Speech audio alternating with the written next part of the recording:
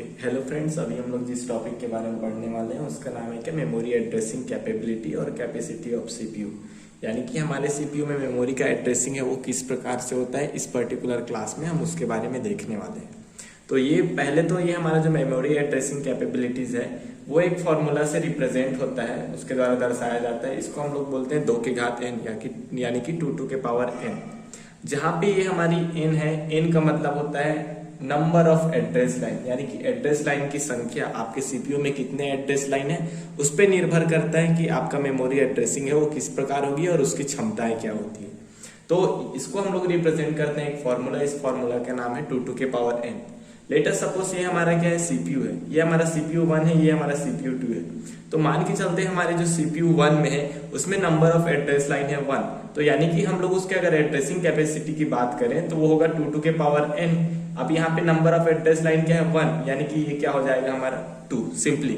यानी कि अगर आपके सीपीयू में केवल और केवल एक एड्रेस लाइन है तो उसका जो मेमोरी रिप्रेजेंट करने की जो कैपेसिटी होगी वो केवल और केवल होगी आपकी 2 बाइट ऑफ मेमोरी। अगर हम दूसरे सीपीयू की बात करें तो यहाँ पे जो नंबर ऑफ एड्रेस लाइंस है वो आपके 2 हैं और इसको हम लोग रिप्रेजेंट करेंगे 2 के पावर 2 यानी कि 4 बाइट। तो इस सीपीयू की जो मेमोरी एड्रेसिंग कैपेबिलिटीज होगी वो कितने की होगी, 4 बाइट की होगी। तो ये जो हमारा मेमोरी एड्रेसिंग कैपेबिलिटीज है वो पूरी तरीके से डिपेंड करता है एक चीज पे, इसका नाम है n, यानी कि total number of address line.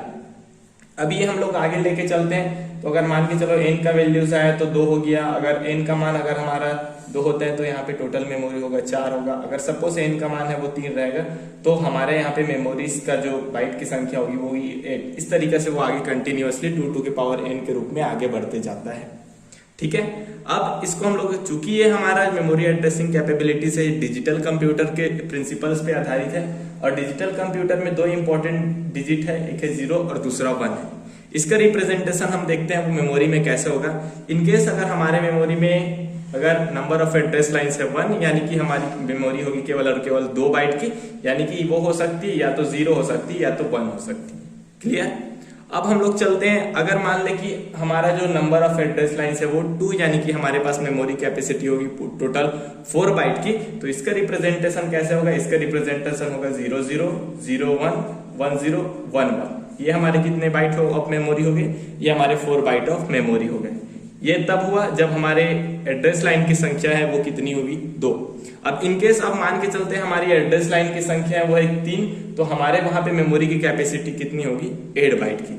तो 8 बाइट का रिप्रेजेंटेशन कैसे होगा हमारा 0 0 0 0 1 0 1 0। तो इस तरीके से जाएगा और ये हमारा 8 बाइट होगा, ये इस तरीके से, यानी कि 0 to 7। तो यहाँ पे हमारा ये जो टोटल रिप्रेजेंटेशन होगा वो कितने का होगा, 8 बाइट का होगा।